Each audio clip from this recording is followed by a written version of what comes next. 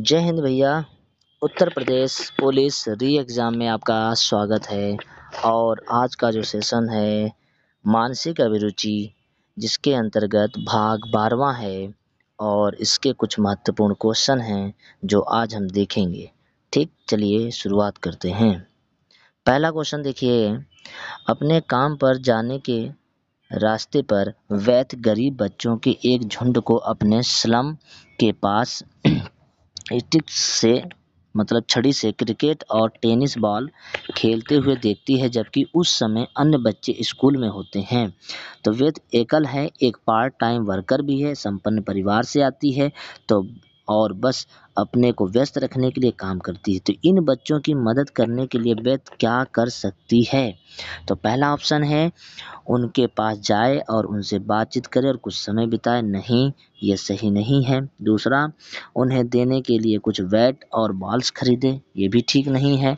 अपने भाई को साथ ले जाए और उन्हें खेल को सही तरीके से खेलना सिखाए। नहीं, उन्हें पढ़ना और लिखना सिखाने के लिए सप्ताह में कुछ घंटे उनके साथ बिताए, तो एकदम सही है। इसका जो करेक्ट आंसर है वो कौन सा है? डी नंबर सही है। ठीक है भाई, अगला क्वेश्चन देखते हैं। जो अगला क्वेश्चन है वो देखा जाता है। लिखा है, एक ऐसी नौकरी पा लेना जिसमें उसकी रुचि है, निम्नलिखित में से कौन सा फायदा प्राप्त करने में मदद मिलेगा? यदि कोई अच्छा वेतन प्राप्त कर रहा है, ठीक है, तो नौकरी में रुचि अधिक होने की संभावना है। यदि कोई एक प्रतिष्ठित कंपनी में काम कर रहा है तो वह अपनी नौकरी से संतुष्ट अवश्य होगा। यदि किसी को नौकरी की आवश्यकता है तो उस नौकरी पर बने रहने में खुशी होगी। यदि नौकरी किसी की रुचि से मिल जाती है तो इससे इस नौकरी में खुश रहने की संभावना है। तो यहाँ देखा जाए तो हमारे पास मान लीजिए कोई नौकरी है और हमारे रुचि के अनुसार मिल जाए, जो हमें पसंद है वो मिल जाए, तो कहीं ना कहीं हमें उसमें जो है खुशी तो मिलेगी। ठीक है, खुशी मिलेगी। तो इस वजह से ए बी सी में कोई सही ज़्यादा नहीं लग रहा है, तो इसका जो सटीक और सही आंसर है वो डी है। लेकिन ये पूर्णतः 100% नहीं है, ठीक, लेकिन फिर भी इसका जो आंसर है वो डी सही माना जाएगा। अगला क्वेश्चन देखते हैं।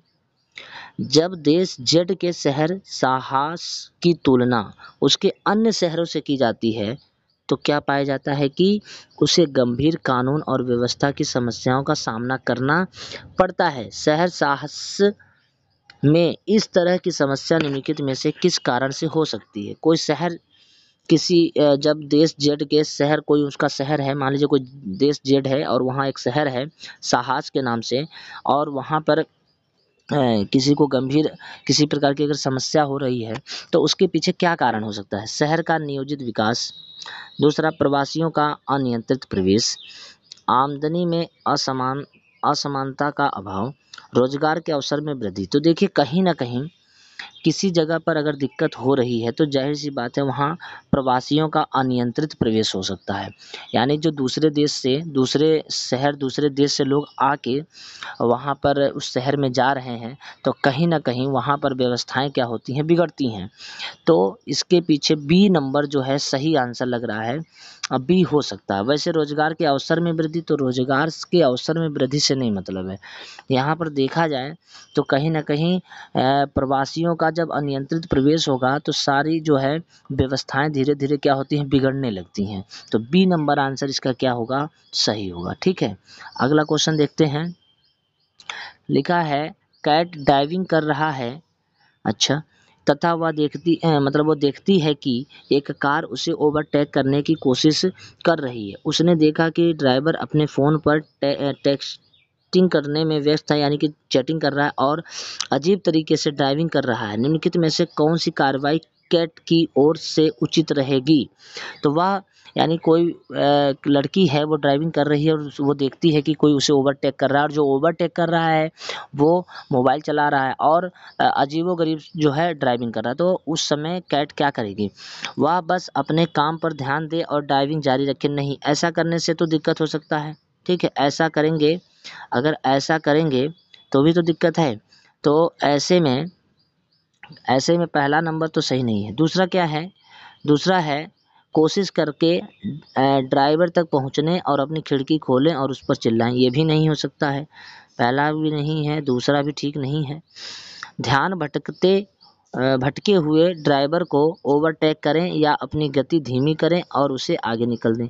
तो ये भी सटीक कार्रवाई नहीं है, पर कर सकते हैं, ठीक है। दूसरा है, जैसे ही वह देखे कि व्यक्ति अपने फ़ोन पर टेक्स्टिंग कर रहा है, पुलिस को कॉल करें और रिपोर्ट करें। तो अब पुलिस को कॉल करें, रिपोर्ट करें, वो सही है, लेकिन पूर्णतः जो है ये भी सही नहीं है, ठीक। तो इसका कोई भी answer Uttar Pradesh police, previous year ये क्वेश्चन है मेरे भाई, यूपीपी ने किसी को भी सटीक नहीं माना है। कोई भी आंसर सही नहीं है। अगर कोई भी आंसर सही नहीं है तो इसमें संभावना तो है कि क्या हो सकता है, तो इसमें जो डी नंबर आंसर है यही हो सकता है। इसके अलावा इसमें कोई भी आंसर नहीं हो सकता है, क्योंकि उत्तर प्रदेश ने इसको नहीं माना है कि इसमें सटीक आंसर क्या है, ठीक है। नेक्स्ट अगला क्वेश्चन देखते हैं। अगला क्वेश्चन क्या कह रहा है, एक सेकेंड, 5वां क्वेश्चन है। लिखा है आकाश, भरत, चंदू और दामोदर एक साथ काम कर रहे हैं, ठीक है। आकाश अगर समझता है कि वह एक सेकंड, कहीं इसमें मिस्टेक है क्या, ठीक है, वह इससे होना चाहिए, 10 से नहीं, इसे पूरा नहीं कर सकता। यहाँ थोड़ा सही कर लीजिएगा, यहाँ पर थोड़ा सही करना पड़ेगा, इस जगह पर इसे पूरा नहीं कर सकता है तो अच्छा ठीक है, एक मिनट फिर से समझते हैं। आकाश अगर समझता है कि वह इसे पूरा नहीं कर सकता है तो नई प्रतिबद्धता के लिए नहीं कहने में संकोच नहीं करता। भरत सभी कामों को स्वीकार कर लेता है, लेकिन उसमें से अधिकांश को पूरा करने में विफल रहता है। चंदू कभी भी ऐसे काम को स्वीकार नहीं करता जिसे सीखने की आवश्यकता है, क्योंकि वह डॉट से डरता है, यानी बॉस लोगों से डरता है। दामोदर पर काम का बहुत दबाव है, क्योंकि वह मालिक द्वारा दिए गए काम को अस्वीकार करने से बहुत डरता है। चारों में से कौन मानसिक रूप से दृढ़ है, मानसिक रूप से मजबूत कौन है? तो सबसे पहले यहाँ देखिए लिखा है कि आकाश हैं, भरत हैं, चंदू और दामोदर हैं। तो देखिए आकाश अगर समझता है कि वह इसे पूरा नहीं कर सकता तो वह नई प्रतिबद्धता के लिए नहीं कहने में संकोच नहीं करता। वो सीधे सीधे बता देता है कि मुझसे इतना काम या ये काम नहीं हो पाएगा। तो कहीं ना कहीं मानसिक रूप से सही है आकाश। दूसरा है दामोदर जो है वो दबाव में चल रहा है, और भरत सभी कामों को स्वीकार कर लेता है लेकिन कर ही नहीं पाता है।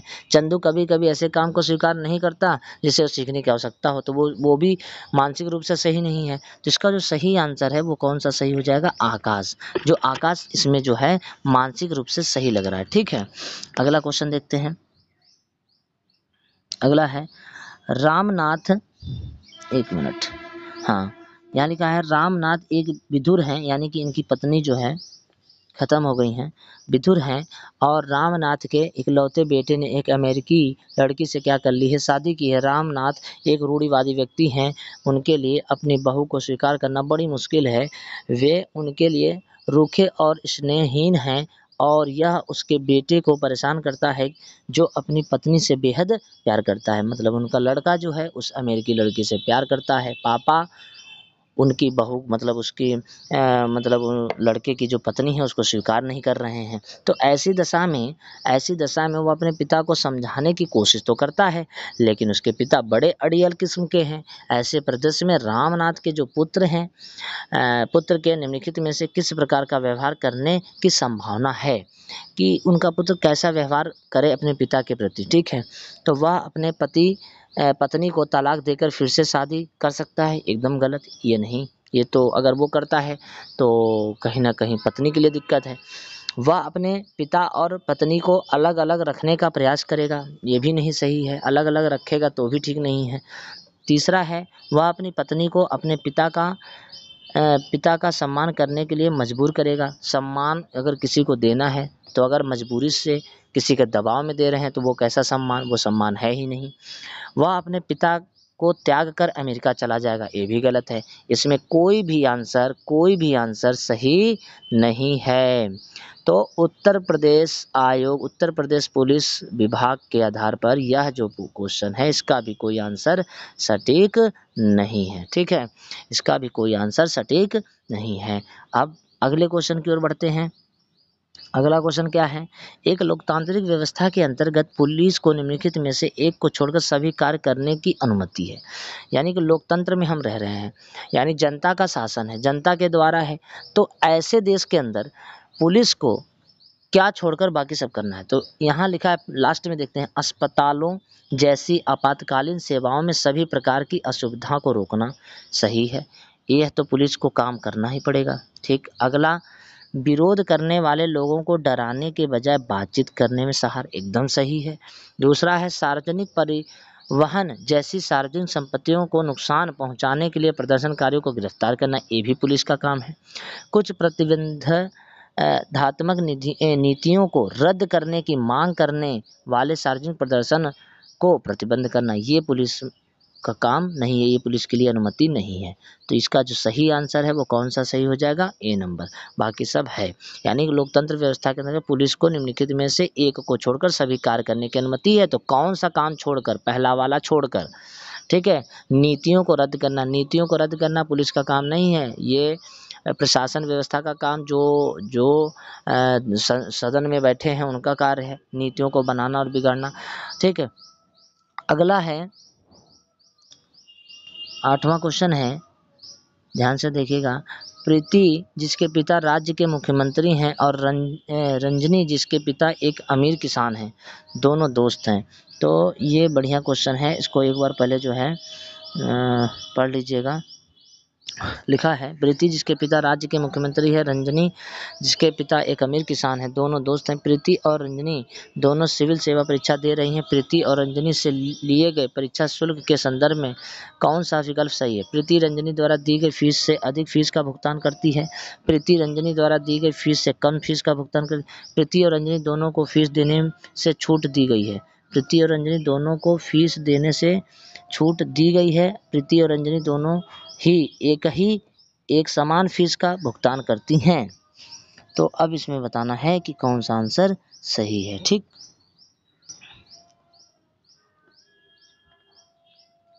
तो आपके यहाँ बेसिक इन्फॉर्मेशन बता दें कि सिविल सेवा की परीक्षा जो होती है उसमें महिलाओं को किसी भी प्रकार से फीस मतलब शुल्क में जो है उस शुल्क नहीं लिया जाता। तो जब शुल्क लिया ही नहीं जाता तो इसका मतलब है दोनों को छूट मिलेगा। इसका मतलब जो सही आंसर क्या है वो सी है। इस प्रीति और रंजनी दोनों को फीस देने से छूट दी गई है क्योंकि दोनों क्या हैं? महिला हैं। ठीक है, इस वजह से पिताजी क्या है उससे मायने नहीं रखता है।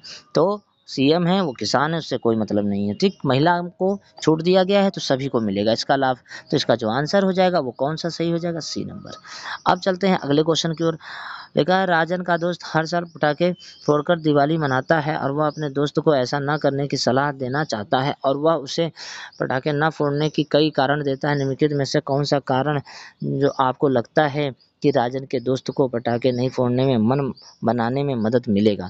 तो इसका मतलब है कि पटाखे फोड़ने अगर कोई किसी का दोस्त पटाखे फोड़ रहा है और एक दोस्त उसको समझा रहा है तो कौन सा इसमें कारण ऐसा होगा जिसके वजह से दोस्त के दिमाग में बदलाव आएगा और वो पटाखे नहीं फोड़े? तो पहले लिखा, हमारे बीच रहने वाले सभी कीड़ों को मार देना, इससे नहीं मतलब है। आपकी पसंद है कि आप किसी भी त्यौहार को कैसे मनाते हैं, एक भारतीय परंपरा है और हमें अपनी सभी परंपराओं का पालन करना चाहिए। तीसरा है, फेफड़े की बीमारी से जुड़ी समस्याओं का बढ़ा सकता है। तो इसका मतलब है कि अगर ये बात दोस्त एक दूसरे दोस्त को समझाता है तो हो सकता है वो दोस्त समझ जाए और पटाखे ना फोड़े। तो ये सही है, फेफड़े की बीमारी इससे फैलती है, प्रदूषण फैलता है और लोगों को समस्याएं होती हैं। तो डी नंबर आंसर एकदम सही है। अगला क्वेश्चन देखते हैं मेरे भाई।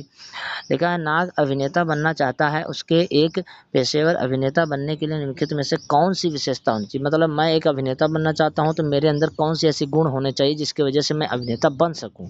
तो पहला, नाग को तेज दौड़ना आना। तेज दौड़ने से कोई मतलब ही नहीं है। नाग को खून से नहीं डरना चाहिए, इससे भी कोई मतलब नहीं है। नाग को भावनाओं को व्यक्त करने में सक्षम होना चाहिए, नाग को दृष्टिकोण वैज्ञानिक होना चाहिए, नहीं। यहाँ पर सही है मायने में है कि जो नाग है उसको भावनाओं को व्यक्त करने में सक्षम होना चाहिए। अगर कोई भावनाओं को व्यक्त कर ले अपने, यानी कि हर एक स्थिति में हर एक तरीके से माहौल में ढलकर उस भावनाओं को व्यक्त कर दे, तो वही बन सकता है। तो इसका जो सही आंसर है वो कौन सा है? सी नंबर सही है। तो यहाँ पर टोटल उत्तर प्रदेश पुलिस के लिए टोटल 10 क्वेश्चन महत्वपूर्ण क्वेश्चन थे भाई। और आप जो है यहाँ से क्वेश्चन थोड़ा पढ़ लीजिएगा, ये प्रीवियस ईयर क्वेश्चन है और बढ़िया क्वेश्चन है, ठीक है। ओके, जय हिंद।